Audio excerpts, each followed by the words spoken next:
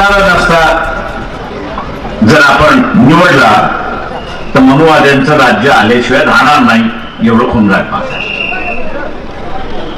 न विकणारा मार्ग आपण स्वीकारला, न विकणारा मार्ग आपण स्वीकारला तर आज फुले शाहू आंबेडकरांचा मार्ग जो आहे तो आपण कायम ठेवू शकतो. बाबासाहेबांना अभिवादन करताना कुठल्या रस्त्याने मला जायचं आहे याची निवड करण्याची ताकद ही आपल्यात यावी हीच अपेक्षा बाळगतो.